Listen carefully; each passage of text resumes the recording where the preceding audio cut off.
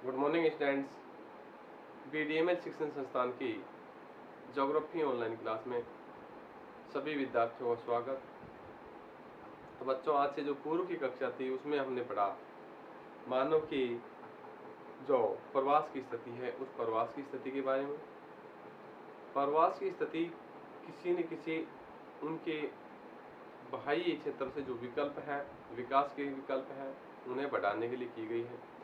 अब हम बात करेंगे मानव विकास की संकल्पना। मानव विकास की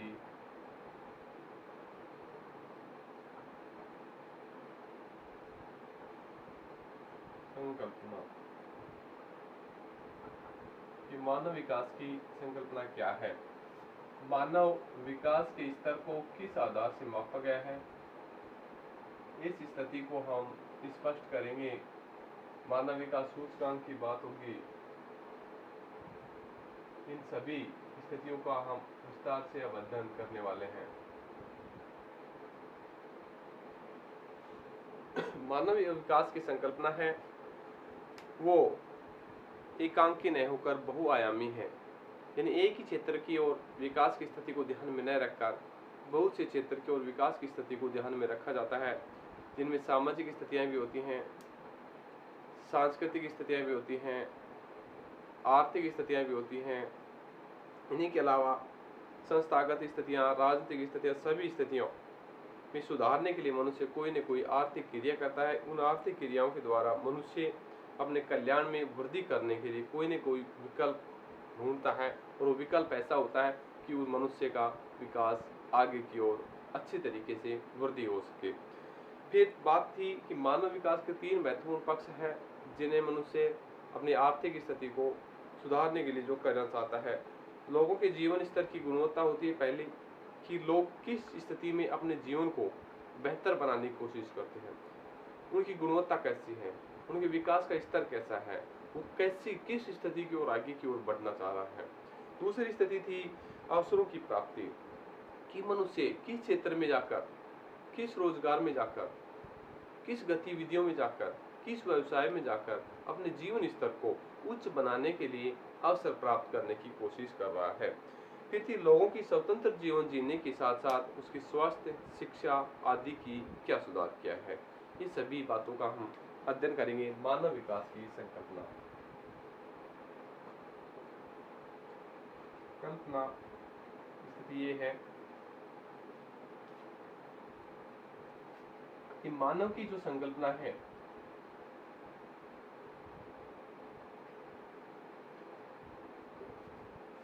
एकांकी न होकर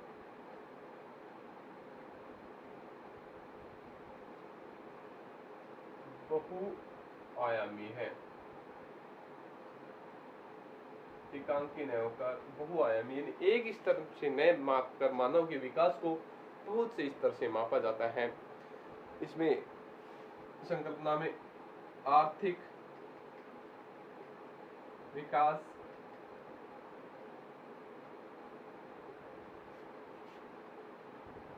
सामाजिक विकास,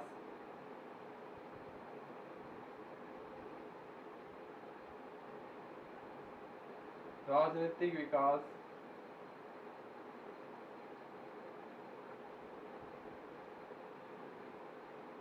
साथ ही साथ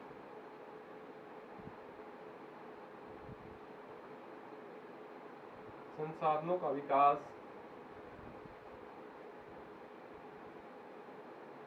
ये जो सभी विकास की स्थितियां हैं, इन सभी विकास की स्थितियों को मनुष्य एक पक्ष में शामिल करने की कोशिश करता है। सांस्कृतिक विकास,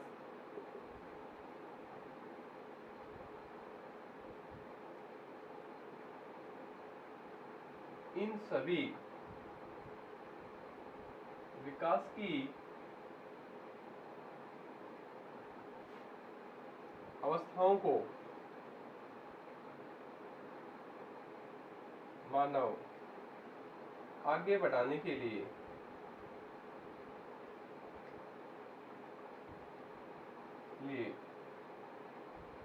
कोई न कोई प्रयास करता है। कोई न कोई क्या करता है, प्रयास करता है। और ऐसी प्रयास के साथ साथ कोई न कोई प्रयास के साथ साथ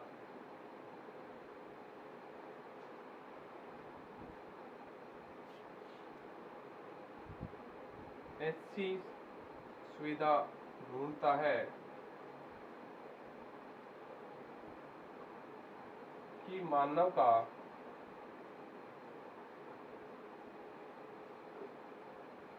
जीवन स्तर कितना बेहतर हो कि मानव का कल्याण हो जाए और इन सभी अवसरों में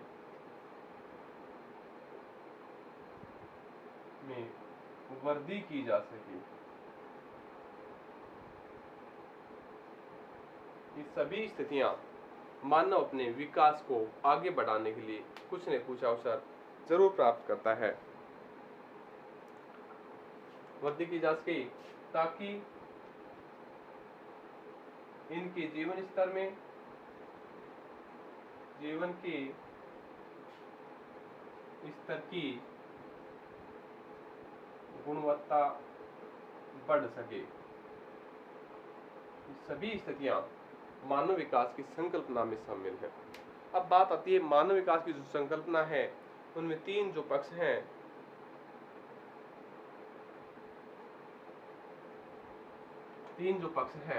उन पक्षों की जो स्थिति का आगे किस तरीके से विवरण हो सकता है, किस तरीके से इन स्थितियों का अध्ययन हो सकता है।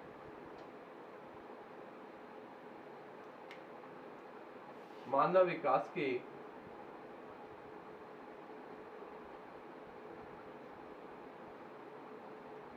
महत्वपूर्ण तीन पक्ष कि मनुष्य किस तरीके से इन तीनों पक्षों को आगे बढ़ा सकता है। इसमें पहला है लोगों के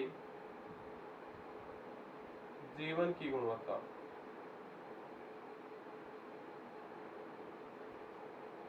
कि लोग किस स्थिति में आकर लोगों के जीवन को सुधारना चाहते हैं, उनके जीवन में एक विशिष्टता लाना चाहते हैं, उनके जो जीवन स्तर है, वो आर्थिक स्थिति है, उनके विकल्पों में किस तरीके से वृद्धि की जा सके। दूसरी स्थिति है अवसरों की प्राप्ति।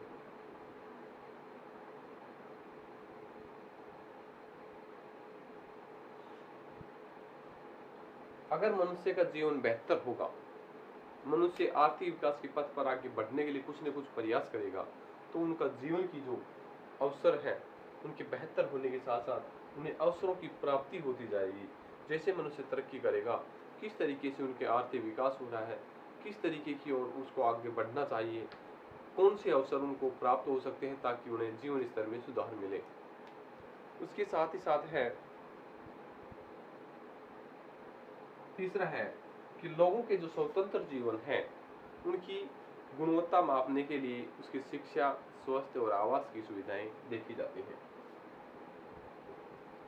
लोगों के जीवन स्तर की गुणवत्ता मापने के लिए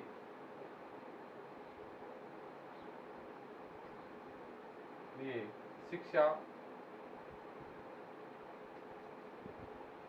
स्वास्थ्य और आवास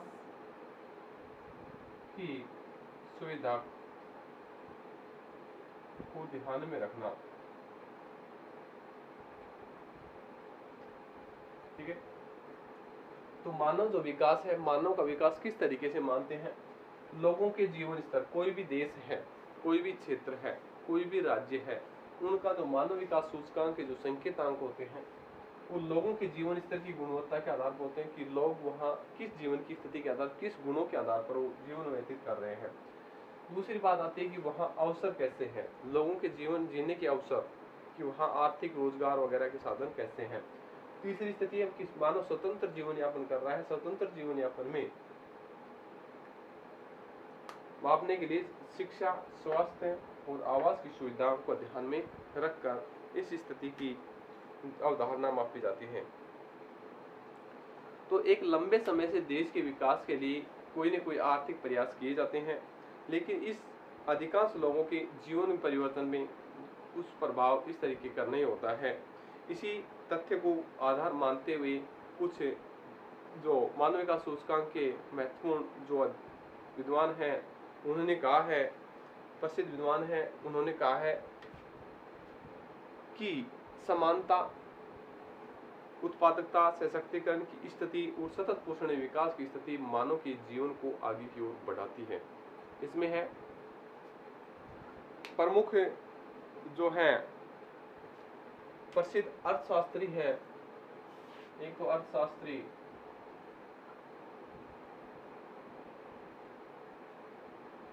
महबूब उल हक,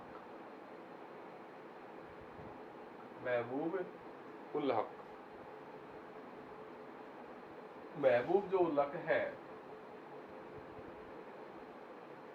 इन्होंने मानव विकास सूचकांक को जाना। एक है अर्थशास्त्री हैं अमर्त्य सेन। कौन है? अमर्त्य सेन।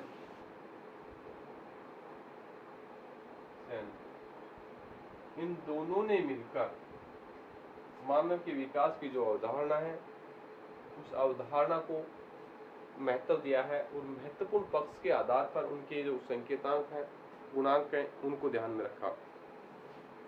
इन्होंने कहा कि मनुष्य के जो जीवन स्तर है उसको इस तरीके से सुधारा जा सकता है कि एक तो समता हो, क्या हो? समता हो। दूसरी है उत्पादकता,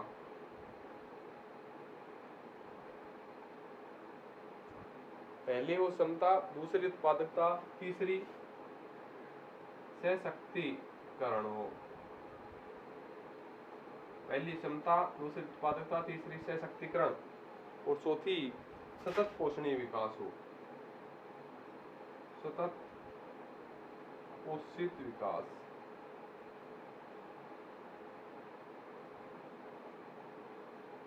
ये स्थितियां हो तभी मनुष्य अपने मार्ग में आगे की ओर बढ़ सकता है, वरना उसके मार्ग में कुछ न कुछ बाधाएं जरूर आती हैं। तो इसमें समता का मतलब है प्रत्येक व्यक्ति को बिना किसी भेदभाव के एक ऐसे अवसर उपलब्ध कराए जाए कि ताकि व्यक्ति का जीवन स्तर ऊंचा हो सके, कि व्यक्ति को बिना भेदभाव के उनके जीवन को आगे की ओर बढ़ाने के अवसर प्राप्त हो। ठीक है। उत्पादकता की स्थिति है, उत्पादकता ऐसी हो कि मानव की जो कार्य क्षमता है, मानव की कार्य क्षमता में लगातार वृद्धि हो। मानव की जो कार्य क्षमता है उसमें लगातार वृद्धि हो सके। सशक्तिकरण की स्थिति है, मानव अपने विकल्प चुनने के लिए शक्ति रखता हो, विकल्प चुनने की शक्ति रखता हो, शक्ति रखे। और सतत पोषणीय विकास, विकास ऐसा हो जो लंबे समय तक